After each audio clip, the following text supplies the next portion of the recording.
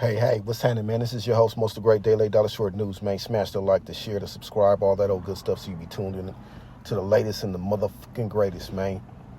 We're trying to get to that thou wow. Go ahead and subscribe. It don't cost you nothing to press that button in my boy, Young and Hefe voice. And on today's topic, we're going to be talking about the problem with LA gangs. I know it's going to ruffle a lot of feathers, but I don't give a fuck.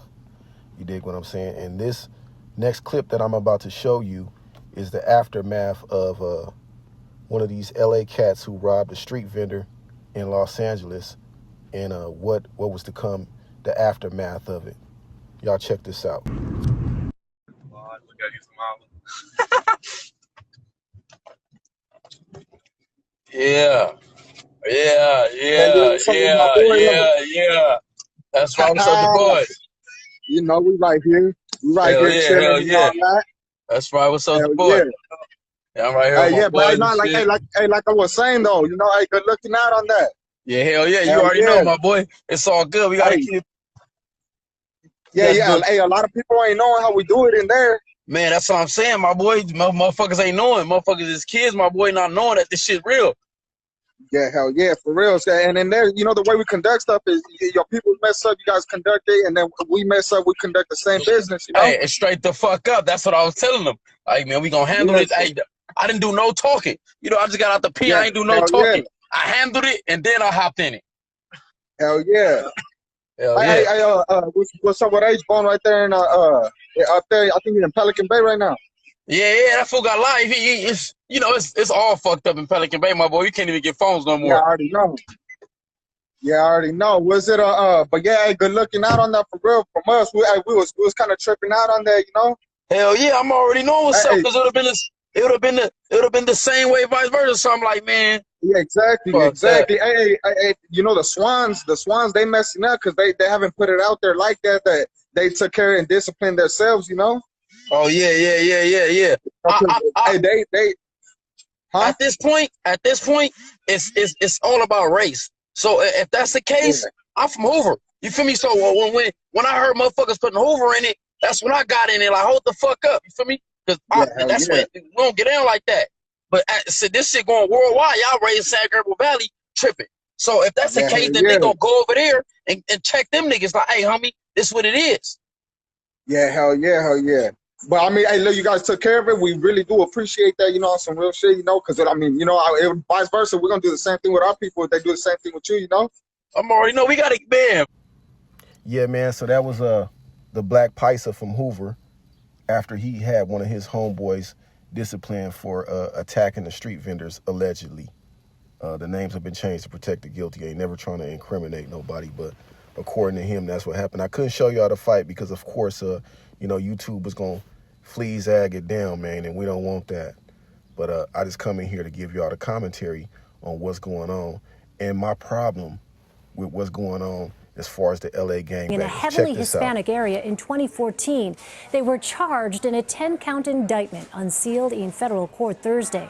They were also charged for their roles in a racketeering enterprise that used violence and intimidation.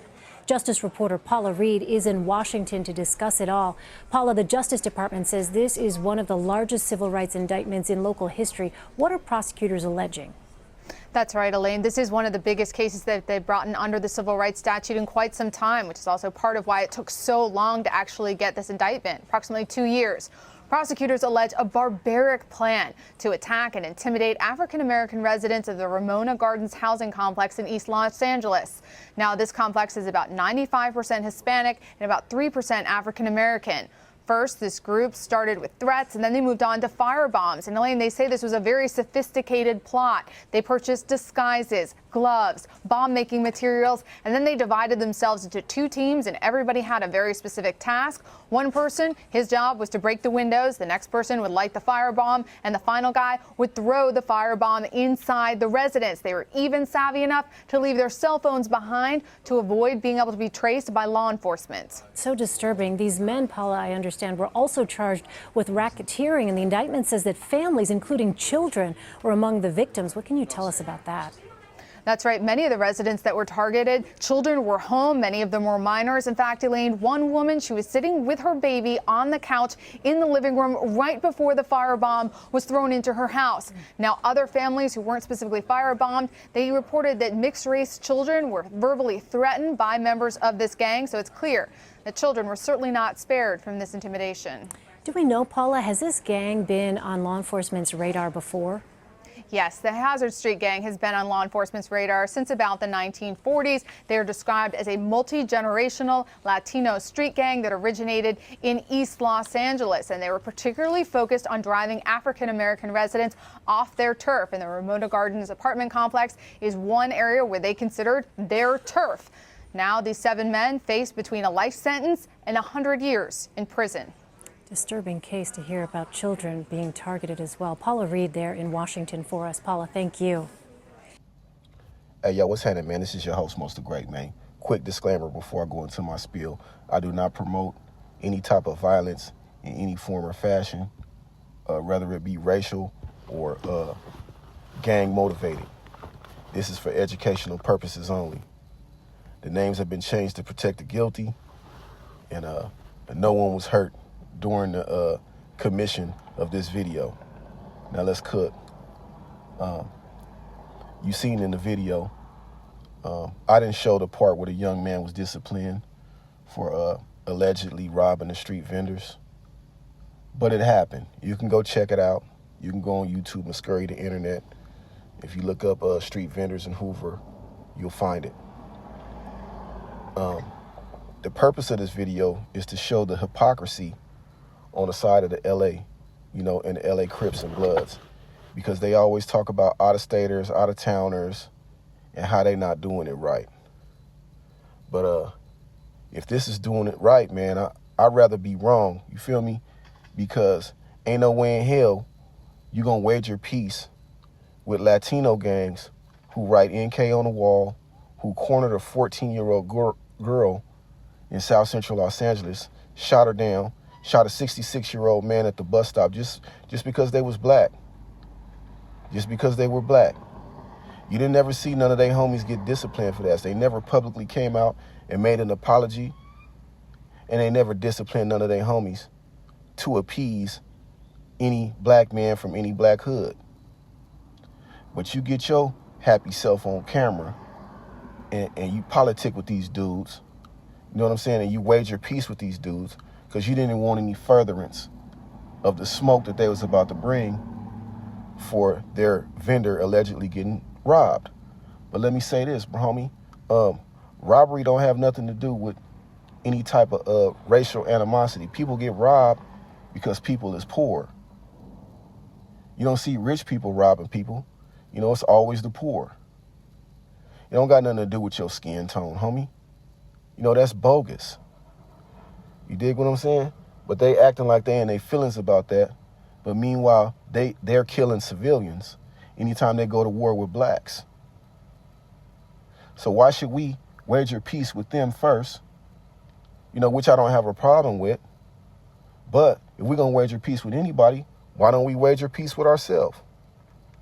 You dig what I'm saying? So y'all got a problem with out-of-state dudes claiming, 60s or whatever hood it is in LA. You dig what I'm saying? For the people who do have a problem with it, right? But y'all not right y'all damn self. Y'all just had Woody and Seti Nash in the 60s. This dude is a known informant, a federal informant, who took the stand. I thought that was against the rules, the policies, and the protocol. But y'all want to talk bad about people who are not from y'all soil.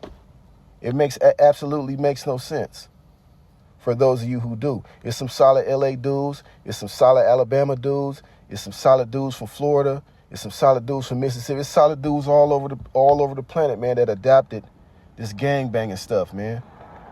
And it's all senseless anyway. You know what I'm saying? It needs to be balled up and thrown away. You know what I'm saying? And kids should never join that shit because this is the type of stuff that goes on, this hypocrisy. Like everybody supposed to stay solid, everybody supposed to stay down. Meanwhile, it's people hanging out with people who have committed crimes against their hood. Like, you supposed to be a hood dude, but you telling.